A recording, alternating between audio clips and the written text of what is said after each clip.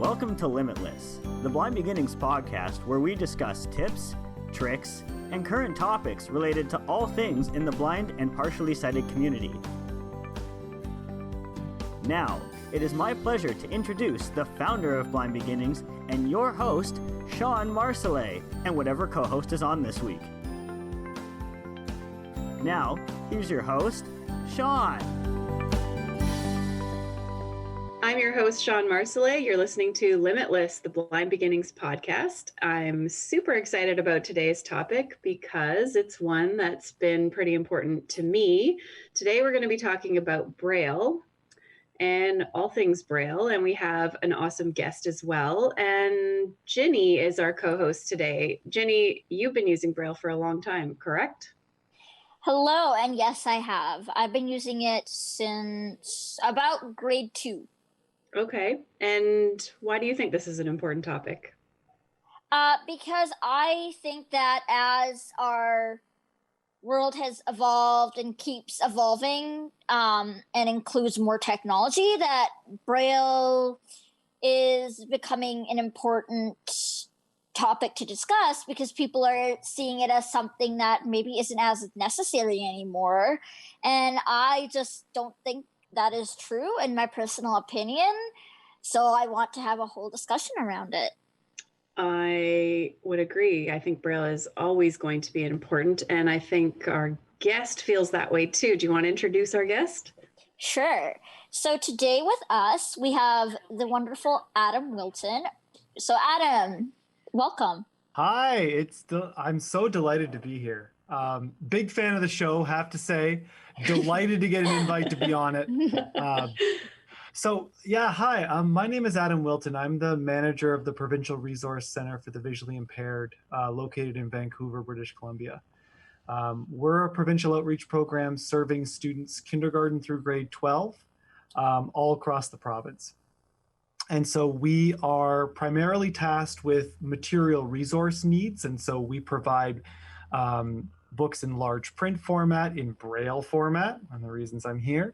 And we also provide outreach support across the province to teachers of students with visual impairments working directly with students in their local schools. And I should tell you, my background is as a teacher of students with visual impairments. I've been in the field for, it's been a while since I've counted the number of years, close to 14 years. And I'm also an orientation and mobility specialist, and I've been working in this administrative role for about 5 years now. Wow. So what is Braille? I feel like you're the expert, Adam. How would you describe it? I first just have to give a caveat for all of your listeners. I am not a Braille user. I read print. I identify as a typically sighted individual. But I am a big supporter of Braille, but specifically what it means for our students who are blind or visually impaired. So back to your question, what is Braille? Well, Braille is a tactile writing system.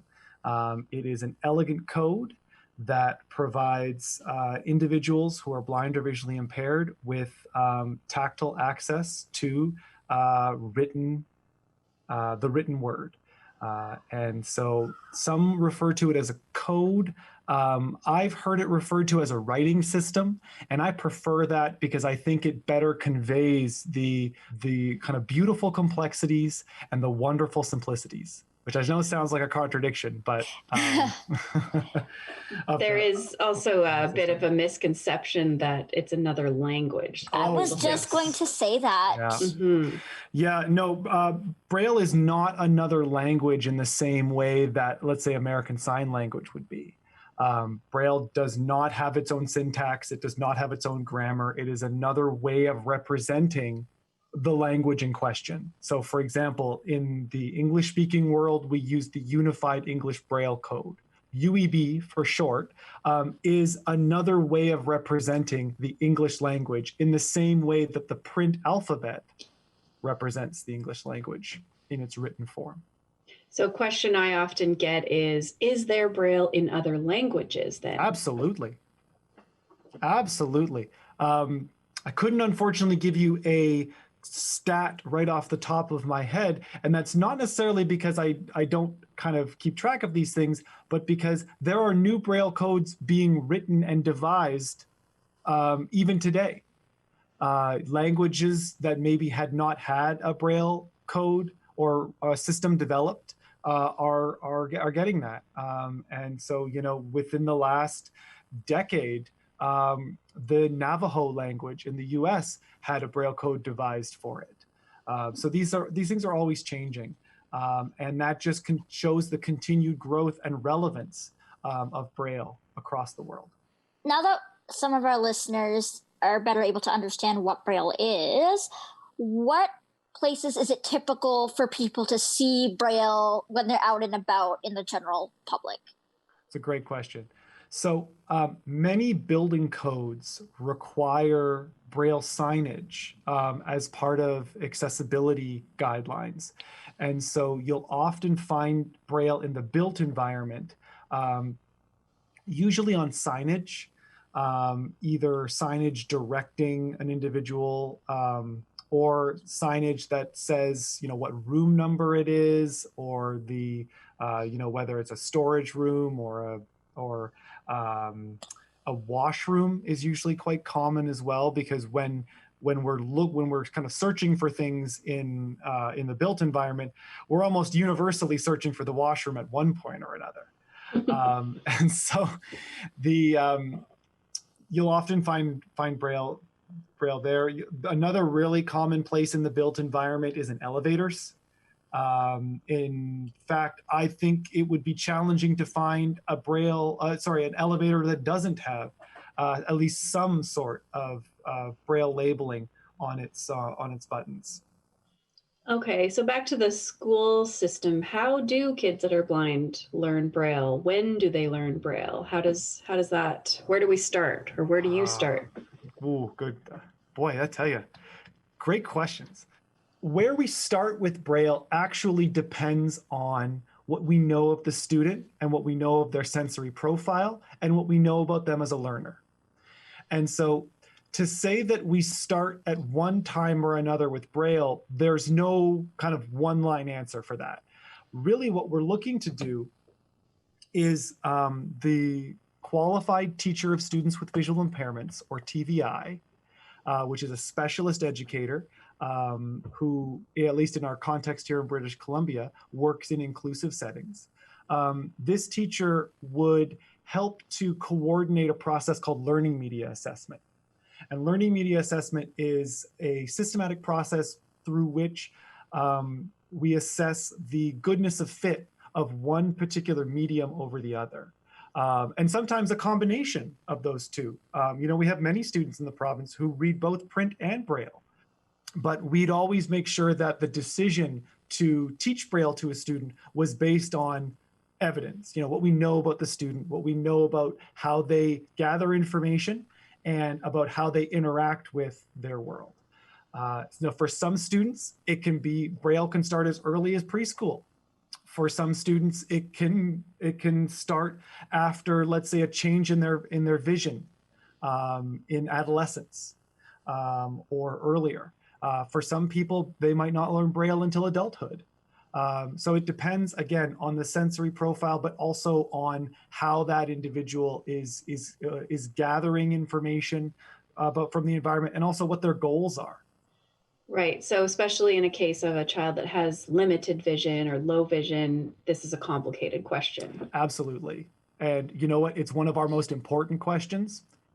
What I sometimes say to teachers who are new to our field is that, there is no quick answer here, nor should there be, because this is one of the most important decisions we can make with our students who are blind or visually impaired that will impact, for years and years to come.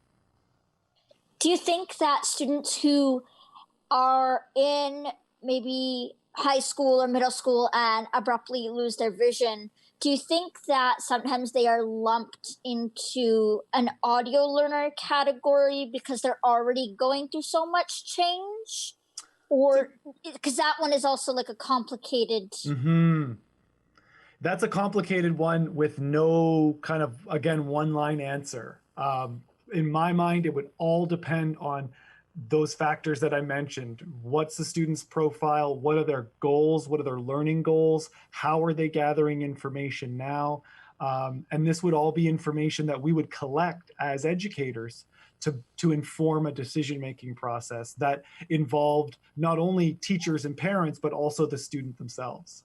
That's a really good point, though. Just because you're blind doesn't mean you are an auditory learner. And I know there are lots of people who are blind who need to touch it. They need the Braille, right? It's sort of like a visual learner needs to see it to really take it in. Sometimes people who are blind need to see it how we see it, right? Right. And related to that, Shawn, you might have someone whose goal is to work or study in a field where access to the structure of written language is very important to them. And so it might not be someone who can listen to everything. This person, they might need access to, tactile graphics, to the structure of language, like for example, someone who's reading poetry, that the formatting can sometimes be very important. And so it also depends it really depends on the profile of the individual. I think that's a good point, because I am currently in a creative writing degree and have been offered no Braille simply because it takes up too much space and time to make. And I definitely can empathize with that, because reading poetry or giving feedback to another student is extremely challenging with just audio. Right. And that's actually one of the main reasons. And I don't want to get ahead, because I suspect this question may come later. But when we're talking about the continued relevance and importance of Braille, there is no alternative, to giving access to written language. And when I say written language, I mean in a general sense. I want to talk about how kids learn Braille in school. I think, a lot of our listeners may not even know that they're not going to schools for the blind for the most part, and how that process works. Well, I'll start by saying learning to read Braille and learning to read print have far more in common than they do differences.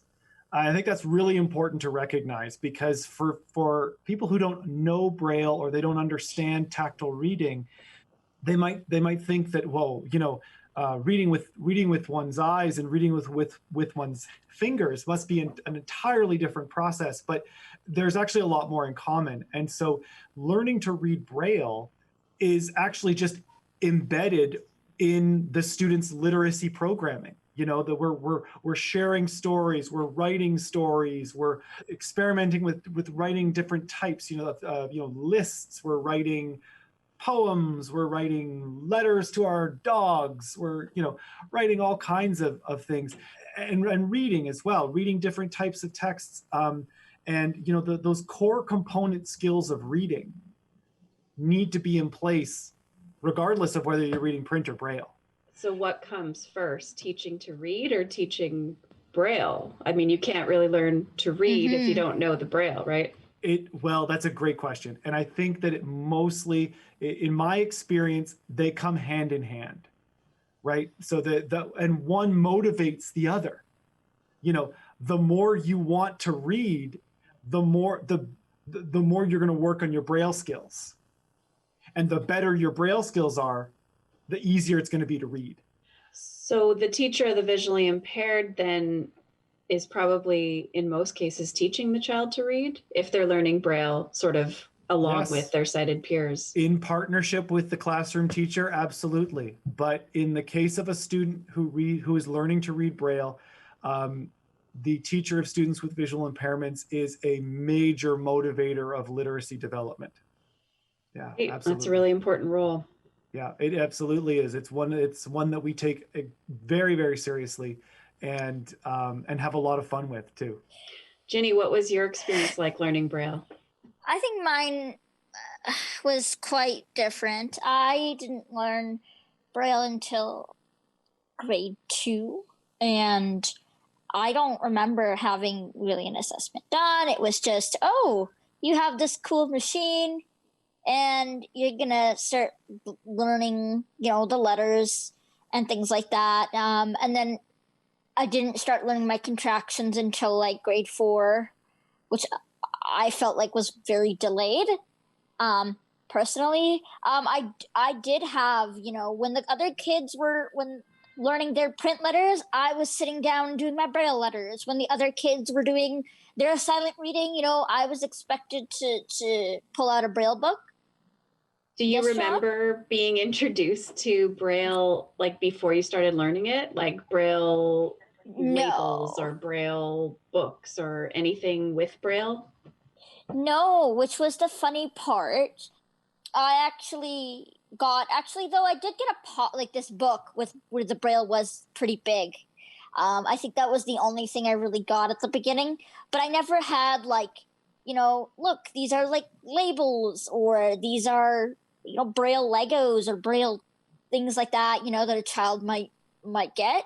I never had that, which I think was kind of sad.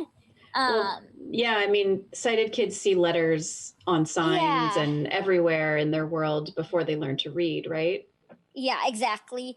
And I think that's where it also became much more challenging for me, was taking spelling tests, because I was not and am not a good speller, because yes, although I was, told to read, I was never encouraged to read outside of school. It was, here's your silent reading book, but, there wasn't this, oh, everyone's going to the library. Do you want to pick a book? I went to the library with the kids and I got to pick a print book, right, which I think was quite, I would have preferred to have a Braille book and gone home and have that leisure reading. And I wish that was encouraged, because when I did spelling tests, not only would I get away with contractions, but, I would spell things phonetically because I wasn't seeing them in my daily life.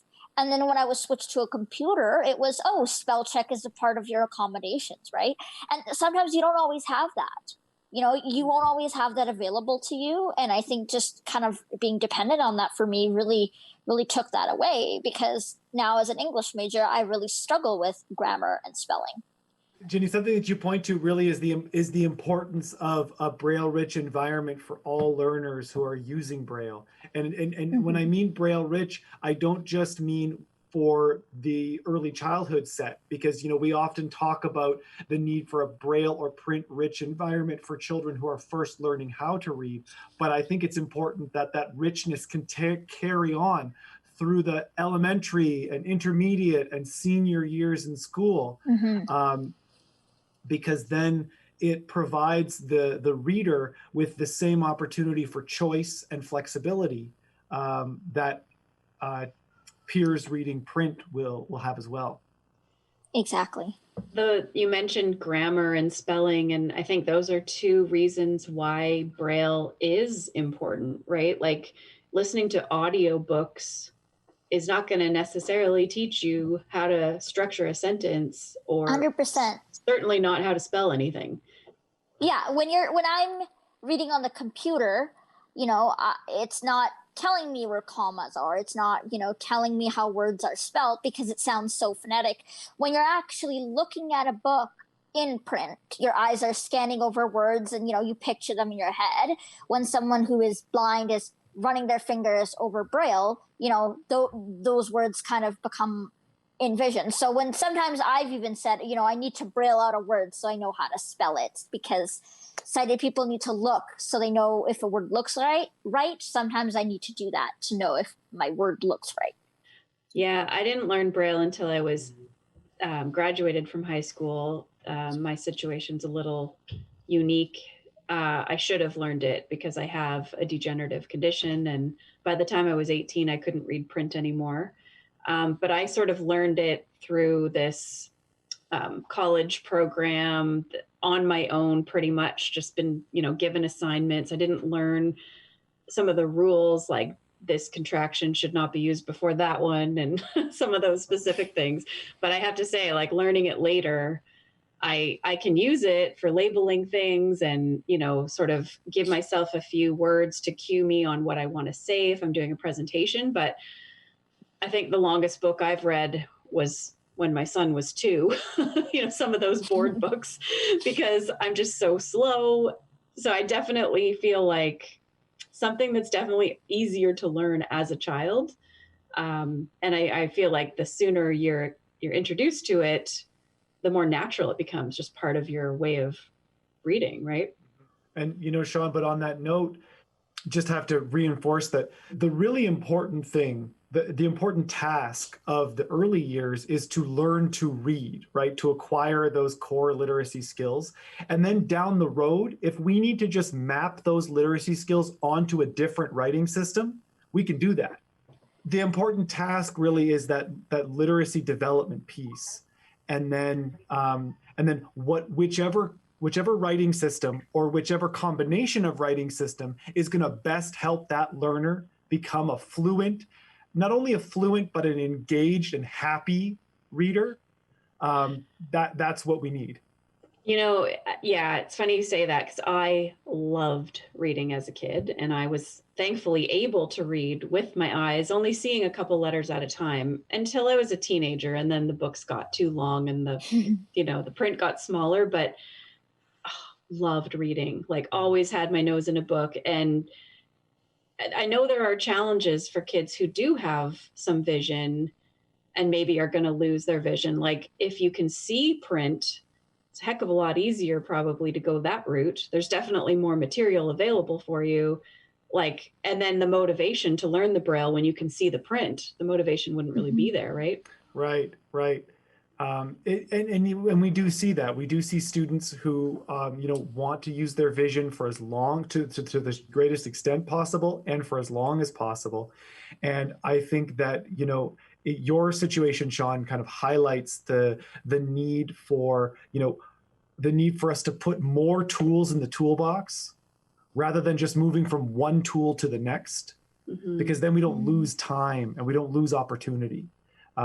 Because, I'm sure that, voracious reader Shawn from, the past would have definitely carried on if there were more tools in the toolbox, rather than going, rather than winding down access to one medium entirely, right? And then spinning up access through another medium from scratch, not from scratch, but without there's some form of continuity. Yeah, thankfully I am an auditory learner, and I enjoy audiobooks, and that's sort of been okay. I can still read like crazy, just in a different way, but yeah, it it would have been cool to sort of have that skill all the way along and have the choice maybe. Jinnie, do you have any cool Braille stories? One cool story I have is that our high school didn't have Braille signage, and I was a part of lobbying for that signage because the school board wasn't sure if they should produce it because, we are a minority and I'm going to leave the school in a couple years. But, kind of reminding them that there will be people who come in and out of the school, as well as the school then becomes a more diverse and universally inclusive place. So I thought that was really cool because I remember them coming to the school, putting up all the signs, and they're still there because sometimes when I go to visit, I see them. So let's talk about the Braille Challenge. Oh, yeah. What's the Braille Challenge, Adam? Oh, wow. I'm so glad this came up. So the Braille Challenge is a Braille reading and writing competition that's held regionally and locally across Canada and the United States. And so students from all over the US and Canada participate. Some of them participate one-on-one with their teacher of students with visual impairments. Some attend regional events. And really what this is, it's a day of celebration. It's a celebration of Braille and what it means for students. And so I'm the regional coordinator of the British Columbia Regional Braille Challenge. And I also serve as the Canadian representative on the board of the International Braille Challenge, which I'll explain what that is in a second. So the host agency is the Braille Institute that operates in Southern California. And when you're a regional event, you have students sign up, and then you get all kinds of different Braille materials sent, and then we have essentially a celebration. Well, it's a celebration with timed tests. A bit of a competition as well, right? A competition, yeah. And what it is, it's a great opportunity for students to not only connect with their peers who read and write in the same way that they do, but it's also an opportunity for them to kind of check their skills. You know, it's a competition. And so students participate from grades 1 through 12. They participate with the students in similar grade levels. And there's different competitions. So the younger grade levels, these students have spelling competitions, they have proofreading competitions, they have reading comprehension competitions. And then the older students, they don't do spelling with the older students. The older students have what's called speed and accuracy. And that's where they have to listen to a passage, an audio passage, and transcribe it. And then they also have charts and graphs where they answer questions related to tactile graphics and maps. And then in our British Columbia challenge, we have a locally developed category that we do, and we call it the foundational category. The foundational category is for students who maybe aren't quite yet reading Braille at their grade level and who are perhaps working on more foundational goals, or students who are new to Braille reading entirely and still would like to participate. And so we create those materials specifically for those students and where they are with their Braille reading and writing. And so, yeah, everybody gets together. We've done it for 7 years now. And it's great fun. And then the students, the top 60 students across North America, 10 from each of the contest categories, are invited to Los Angeles for the International Braille Challenge, typically held in June of each year. Although this year's Braille Challenge was actually held virtually. And so students wrote in their, at their homes and then sent their materials to Los Angeles to be graded. And then the final awards ceremony was online. It was actually a lot of fun. So I actually never went to a Braille challenge. I only went 1 year, which I'm so sad about because I feel like I really missed out on something. And I remember in grade 12, I entered last minute. I don't know if you remember that, Adam. And I was like, I'm just going to do this because, I feel like I missed out on something. I was not prepared. I knew I wasn't good at my skills, but I wanted to do it anyway. And man, there is nothing like hearing a room full of clunky Perkins Braillers. Like there's just gorgeous. Nothing like that and a bunch of bells. It was a lot of fun. Yeah. And I wish it was something I would have been able to do throughout school, but it was definitely a lot of fun. Yeah, we always, and I should also point out that at every single event, all 7 of them, Blind Beginnings has always been a great partner for us and doing activities and fun games and with all of our students while their materials are being graded. So yeah, it's always a fun day. Yeah. So what is the plan for 2021's Braille Challenge then? Great question. We're working on that right now. The committee is gathered, and we are looking at doing we're going to be virtual. We know that. And we're hoping that we can have each contest category right at a different week. And then the contest category can get together at the end of that week. And then once we've got through all the categories, we'll get together for a big ceremony on Zoom at the end and have some games. And we can still send prizes in the mail. Awesome. Yeah. So how fast can a really strong Braille reader read compared to somebody reading print? That's a great question, because I think one thing we have to recognize is that reading Braille with your fingers is not as efficient as compared to reading visually. Mm-hmm. But I've known some pretty expert Braille readers who read at speeds that are quite comparable to kind of your average print reader. It's important. I think it's important to note that also speed isn't everything.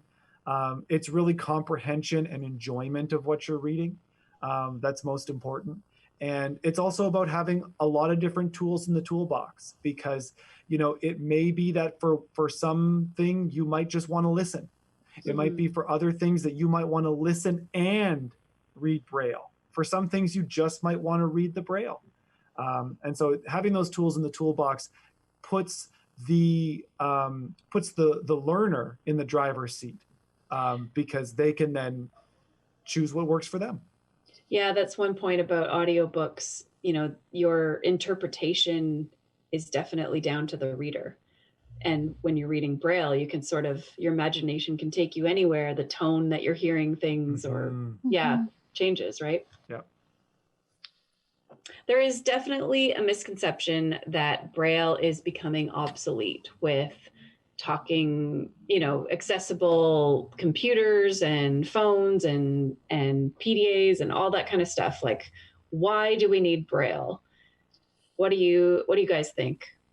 Why don't we need Braille? Kids are still being taught to handwrite. Yes, there's more technology in schools, but I still think that the majority of kids are still writing out their assignments. So why, if we're not taking away writing, are we taking away Braille?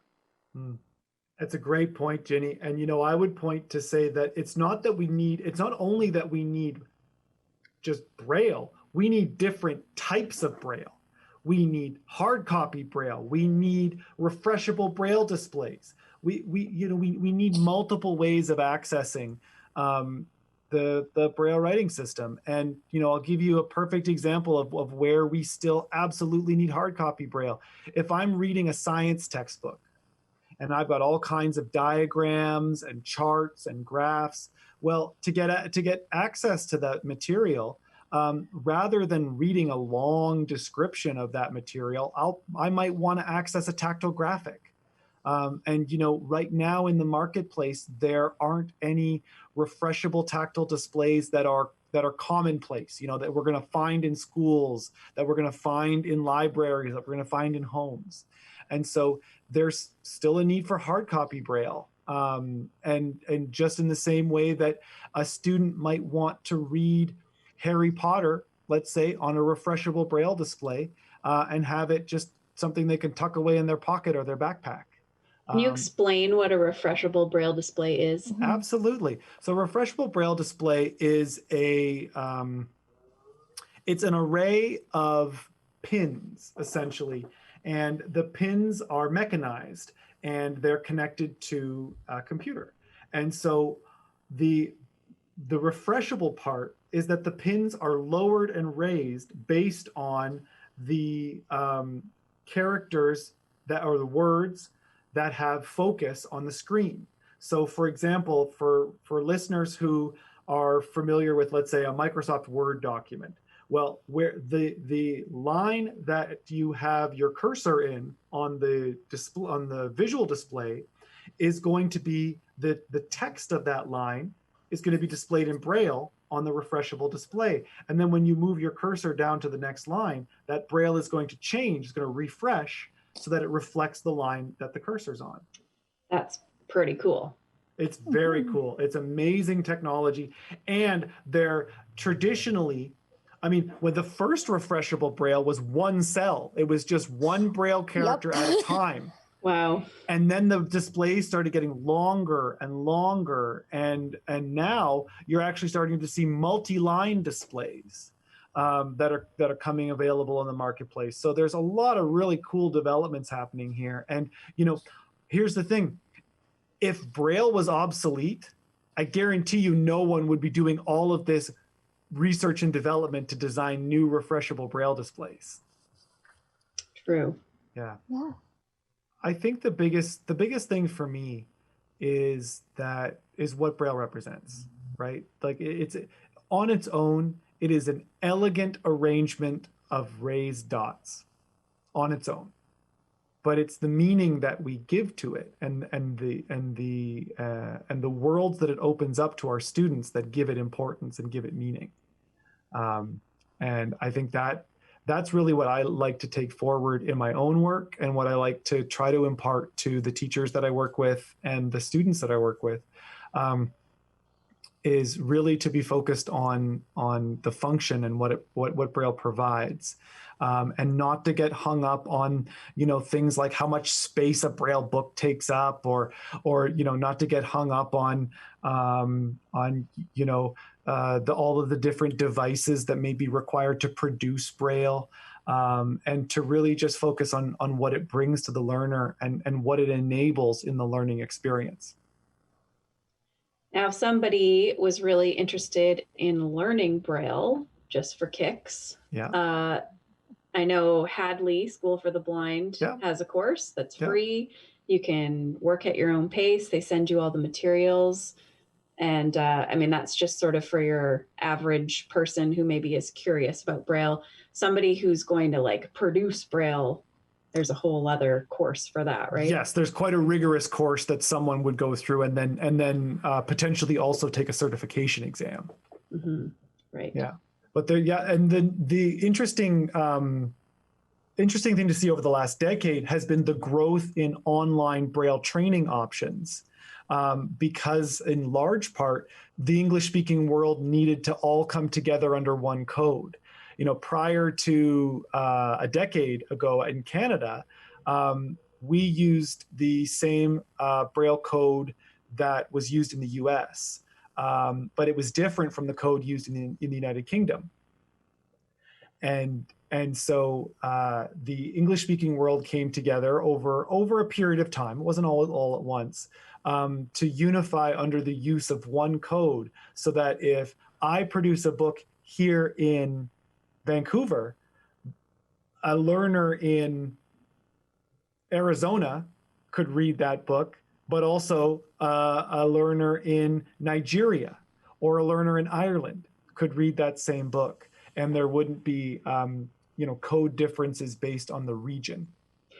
Yeah, and then we could have pen pals all over the world. Absolutely. For the first time ever. Absolutely. So I'd encourage listeners to just look up Unified English Braille online. There's a lot of great options out there. Shawn, you mentioned Hadley. That's probably one of our more kind of common go-to sources here in North America. But yeah, there's a lot out there, and it's there's something for everyone. There's options for people who are just interested. There's options for parents who want to acquire a knowledge of Braille to be able to support their young learners, or just any learner. And then there's more specialized training for teachers of students with visual impairments. And then there's even greater or more specialized training for people who would be responsible for producing Braille as part of their work. So those are Braillists or Braille transcribers. And for those individuals, yes, there is quite a rigorous training program that I might not expect that someone who's just interested would take up. Mm-hmm. Are there options for students who maybe want to improve their Braille skills? There, if you just look up Unified English Braille learning options online, there's lots of them. There's some very good ones from Australia, because Australia and New Zealand were the first English-speaking nations to really adopt this unified code. And so there's a really robust set of resources there. You mentioned the program at Vancouver Community College. And so I would encourage that, if there are any adults listening, to investigate what options might exist in their communities, because learning Braille online is not for everyone. Some people need an instructor, whether that instructor is available via correspondence or they're in person. Mm-hmm. Mm-hmm. Yeah, I think we need to start a Braille club and send letters back and forth to each other or something so we can practice. I would love to do that, even though I'm like 20 years old. That doesn't matter.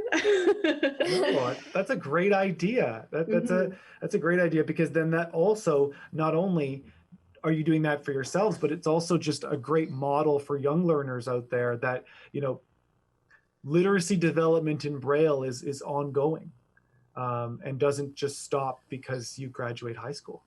That's exactly. True.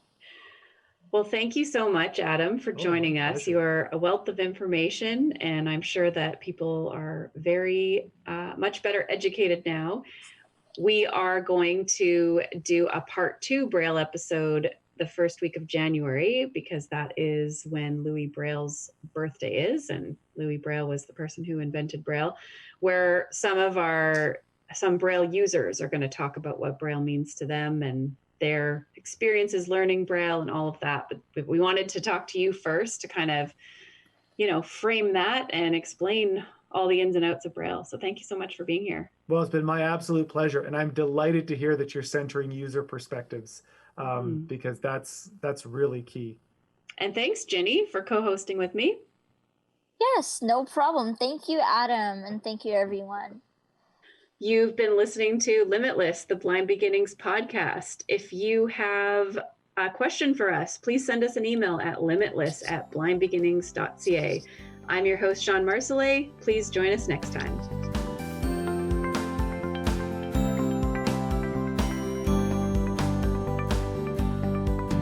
For more information on Blind Beginnings and its mission to inspire and support children and youth who are blind or partially sighted and their families, visit www.blindbeginnings.ca.